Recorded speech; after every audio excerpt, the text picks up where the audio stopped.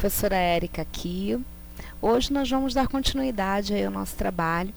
Nós vamos falar um pouquinho sobre a África na Antiguidade.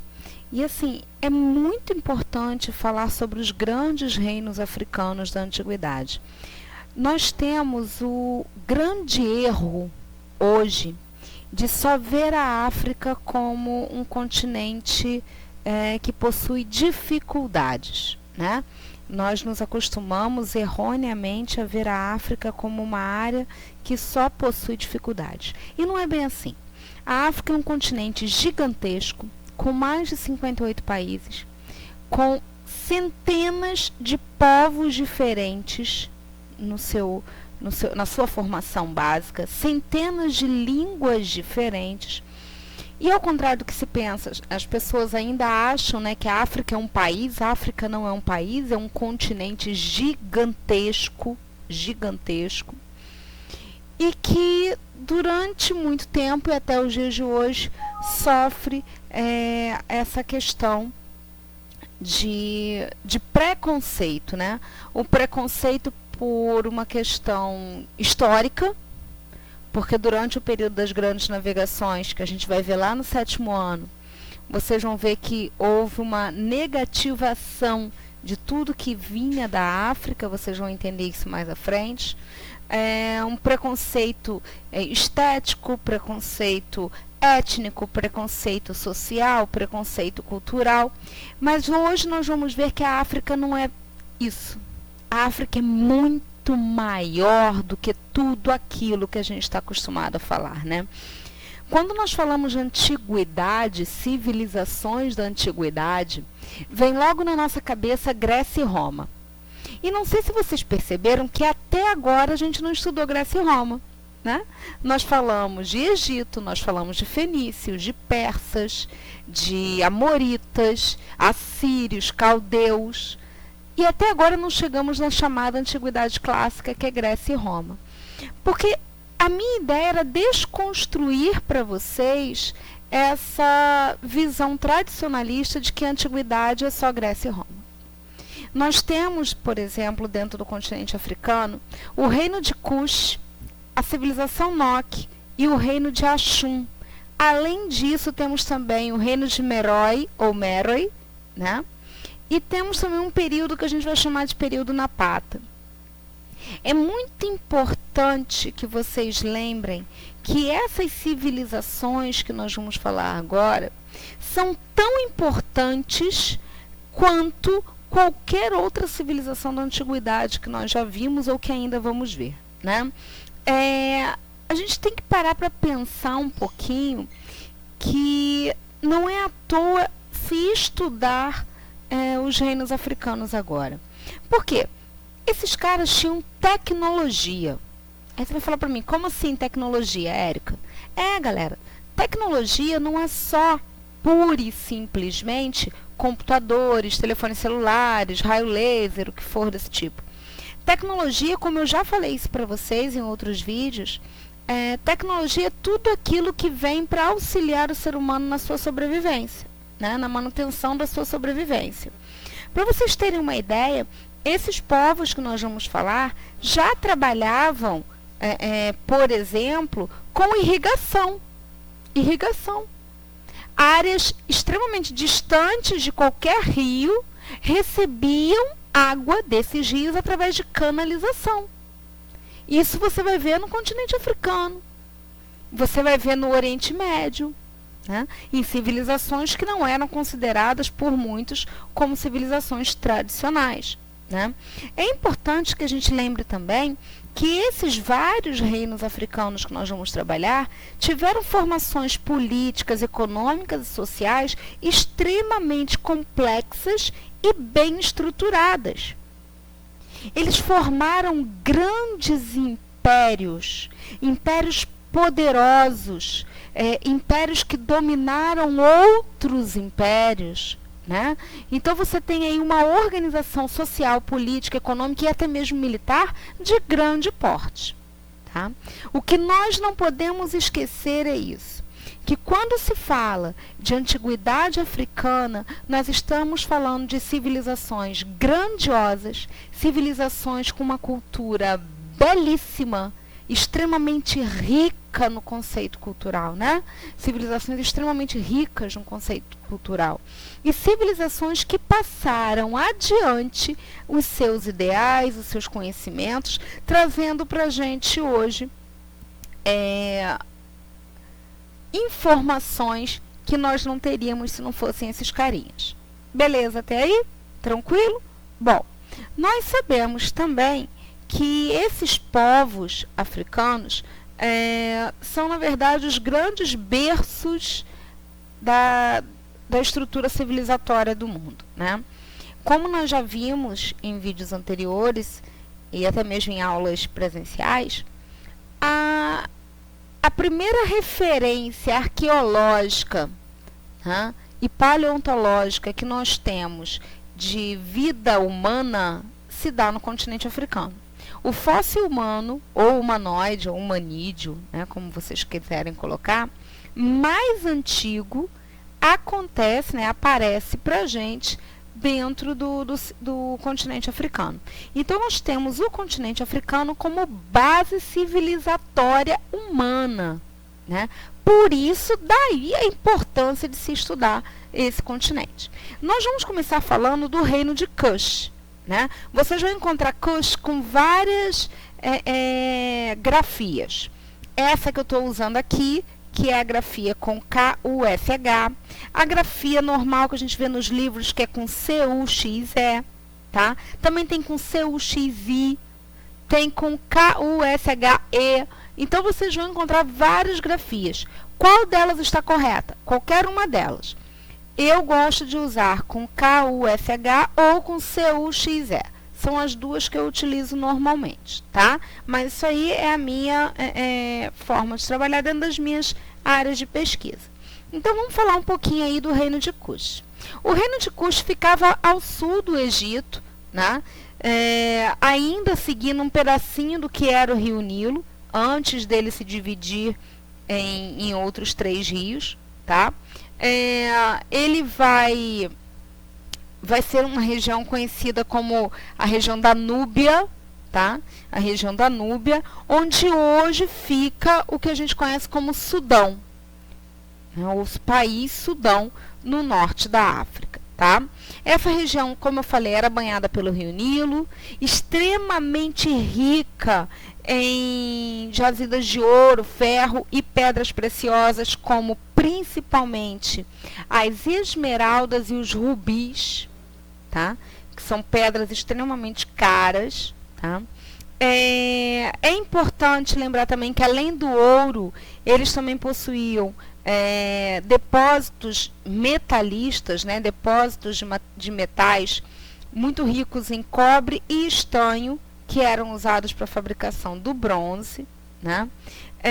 E o mais interessante ainda é que esses caras foram contemporâneos dos egípcios, ou seja, eles viveram durante a mesma época do antigo Império Egípcio, né? Mas durante o Médio Império Egípcio é que eles vão começar a ter uma relação mais próxima. Eles vão fazer uma troca muito grande de produtos comerciais, como, por exemplo, incenso, marfim, metais, né? Eles eram muito conhecidos pela questão dos metais, né? E isso vai levar ao que a gente chama de uma egiptização da região de Kush. Não é à toa que o reino de Kush vai ter como característica um nome que a gente acha muito interessante, que são os chamados faraós negros, né? O reino de Kush vai ter a ideia dos faraós negros, eles vão pegar características egípcias, né? E vai ser interessante também, porque o reino de Kush vai pegar o finalzinho do rio Nilo, como eu falei, a área das cataratas, e ele vai ser dividido entre as cataratas do rio Nilo, né? O Egito faraônico, né, vai ter uma influência muito grande dos cuxitas, muito grande, assim como os cuxitas têm uma influência muito grande do Egito. Além disso, os cuxitas, como eu falei, eram muito fortes militarmente, e em um determinado momento eles vão atacar o Egito, tentar invadir o Egito, tá? Lembram quando a gente estudou o Egito, que eu comentei sobre um momento da história deles em que eles ficam um pouquinho mais sensíveis, frágeis, um pouquinho mais frágeis em relação a sua questão militar? Pois é, justamente nessa época os cuxitas vão invadir o Egito pelo sul, tá? E vai haver aí um embate. Mas voltando aqui, né? Por volta do século 9 a.C., na região da Núbia vai surgir o reino de Cush, tendo como duas principais cidades Nápata ou Napata e Meroe, né? São as duas principais cidades do reino de Cush. Ainda dentro dessa ideia, a gente vai falar aqui sobre as relações entre Cush e o Egito, como eu falei com vocês agora, né? Do ano de 1530 a.C. até o ano de 1070 a.C., você tem o domínio egípcio sobre a região da Núbia, o que fez com que os cuxitas adquirissem essas características muito próximas dos egípcios, né? O uso de pirâmides, o uso de sarcófagos, né? Eles utilizavam características muito próximas dos egípcios. De 1070 a.C.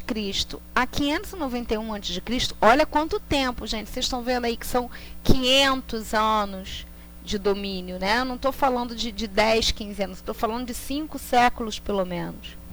Durante esse período, os cuxitas deixaram de ser dominados pelos egípcios e começaram a se organizar num próprio estado. Eles começaram a se organizar enquanto uma sociedade política, social realmente, militar e economicamente independente, tá? De 591 a.C. a 330 a.C., a gente chama de período meroítico ou meroítico. É o período em que a cidade de Meroe, ou Meroe, foi a capital do reino de Cush, né? E é considerado um período áureo, um período muito rico, porque foi um período em que os cuxitas expandiram as suas invasões, né? E começaram a dominar outras áreas, entre elas áreas que a gente vai conhecer futuramente como a Etiópia, né? A região que a gente conhece hoje como a Etiópia, tá? Então isso é importante falar sobre o reino de Cush durante o período meroítico. Os egípcios, então, vão ser dominados pelos cuxitas durante aí, aproximadamente 80, 100, 120 anos, né? Vamos botar aí nessa faixa. Não menos que 80, não mais do que 120 anos. E eles vão ser dominados pelos egípcios, fazendo aí uma troca muito interessante de cultura e de influência política. Até aí, tudo bem, gente? Então, vamos lá, dando continuidade. Como eu falei, houve uma troca, né, um intercâmbio entre essas culturas. Entre o século XVI a.C. e o século XI a.C., os cuxitas foram fortemente influenciados pelos egípcios. E essa influência a gente observa tanto nos templos como nas cidades, com características arquitetônicas egípcias, além de terem cultuado deuses semelhantes. E aí a gente para falar de uma característica muito interessante dos cuxitas, que é o politeísmo, né? Que é uma característica dos cuxitas, e, além do politeísmo, o fato de cultuarem deuses egípcios, tá? Ainda falando dessa galera, a gente não pode esquecer de falar das Candaces, ou das Candaces, né? Que eram as rainhas, mulheres, né? As grandes mães que agiam como conselheiras, gestoras, né? Era um papel de líder, elas exerciam o poder de liderança dentro do reino de Cush. E isso é muito interessante, porque na maior parte dos impérios da antiguidade a gente vê a mulher colocada meio de lado, enquanto nos reinos africanos a maior parte das lideranças são lideranças femininas. E isso é uma coisa, é IPC, tá? É importante pra caramba, eu quero que vocês gravem isso. As sociedades africanas da antiguidade sempre valorizaram, sempre deram importância ao papel da mulher, a mulher como protagonista social e política nas civilizações. As Candaces são um exemplo disso. Né? Até mesmo hoje, as religiões de cunho africano colocam a mulher num papel diferenciado em relação ao homem. Normalmente é a mulher a líder religiosa. Né? Então você vê muito isso de uma maneira bastante interessante e bastante forte nas sociedades africanas. Tá? Passamos para Meroe ou Meroe, né? Falando das civilizações meroíticas, como eu já tinha introduzido antes. A cidade de Meroe, ou Meroe, foi um importante centro comercial dos cuxitas, logo se tornou uma das grandes áreas produtoras de material de ferro, né? Eles eram muito ligados à metalurgia dentro do continente africano, e ali se desenvolveu uma escrita muito importante, que é a chamada escrita meroíta, ou meroita, né? A gente normalmente fala meroíta, que era formada por 23 caracteres. Lembra um pouco o nosso alfabeto, né? Nosso alfabeto com 26 letras, mas lembra um pouco o nosso. E lembra o que nós vimos no alfabeto fenício, né? Essa escrita corria da esquerda para a direita, assim como a nossa, que também vem da esquerda para a direita. Vocês podem ver que a gente começa a ler do lado esquerdo para o direito. As palavras eram separadas umas das outras por 2 ou 3 pontinhos. Hoje nós temos as normas de pontuação. Perceberam como está parecido? Tá. Além disso, nessa cidade governava um rei chamado de Faraó, que eram os chamados faraós negros, e a rainha-mãe, que eu acabei de falar com vocês, que é a Candace, né, ou a Candace, que eram escolhidos para administrar o reino de Cush. Né? Como eu falei, as Candaces possuíam um papel muito importante na sociedade cuxita.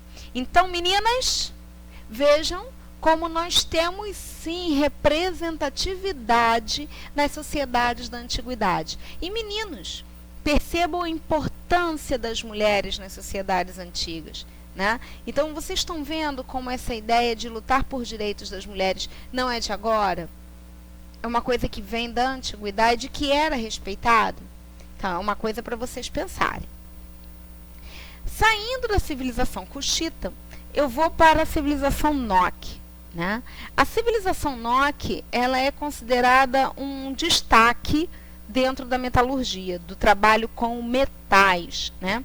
Os Nok ficavam ali na região onde hoje é o Benin, a área da Nigéria, bem próximo ao Golfo da Guiné. Tá? Eles começaram a se formar por volta do século IX a.C. Hoje, correspondem às áreas da Nigéria, do Níger, do Mali, da região do Mali, entre outros países. Tá? Era uma área rica em minério de ferro, daí o uso do ferro no seu trabalho, daí a ideia da metalurgia. E é uma civilização que desapareceu por volta do ano 200. Como assim desapareceu, Érica? Desapareceu. Nós não temos registros do porquê essa civilização não existiu mais. Isso pode acontecer? Pode. Pode acontecer. Pode acontecer. Porém, existem teorias sobre o desaparecimento deles.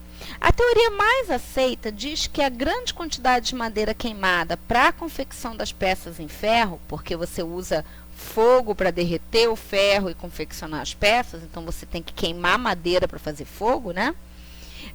A quantidade de madeira queimada tenha causado um certo desequilíbrio ambiental, que acabou prejudicando as colheitas e levou essa civilização a um colapso, provavelmente levando a uma, digamos assim, uma saída em massa dessa população daquela região. Eles se espalharam pelo continente. Alguns pesquisadores dizem que esses povos, né, que o povo Nok, a civilização Nok, tenha sido ancestral da cultura Iorubá, que é a cultura africana talvez das mais conhecidas aqui no Brasil.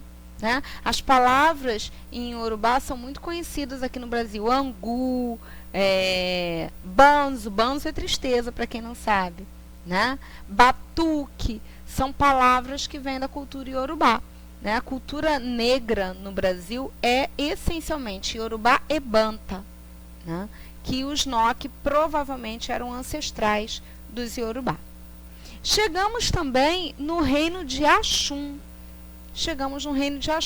E é um reino muito interessante porque ele fica ali na região nordeste do continente africano, na região que a gente conhece como Chifre da África.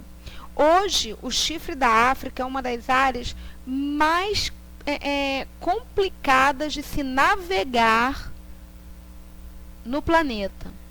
Tá? Devido a ser uma área com grandes problemas sociais, você acaba tendo uma região muito violenta. Então, ali vocês têm muito pirata. Pirata, professora? Mas não é aquele pirata de perna de pau e tapa-olho que a gente está acostumado a ver nos filmes, não. Não é nada de Jack Sparrow.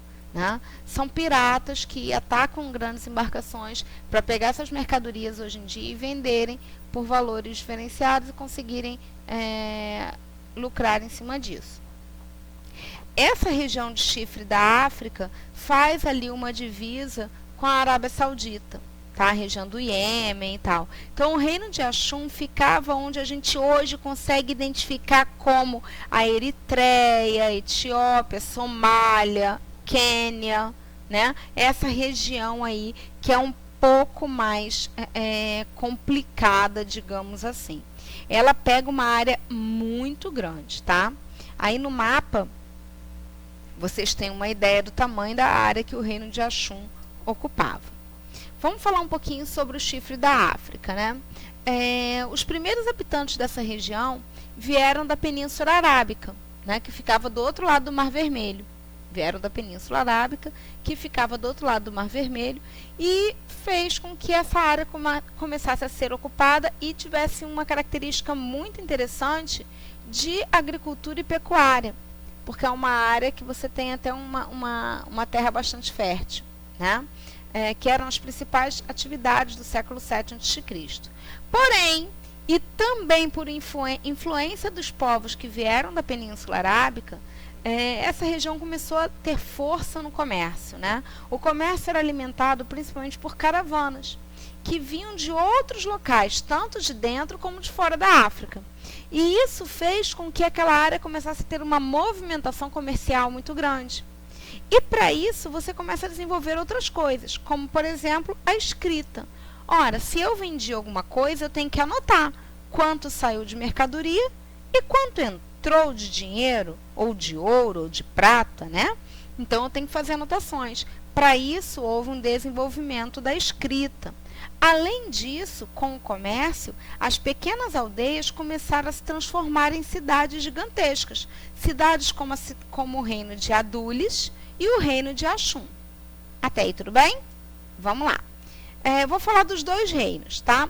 Adulis tinha um porto extremamente importante virado para o mar Mediterrâneo.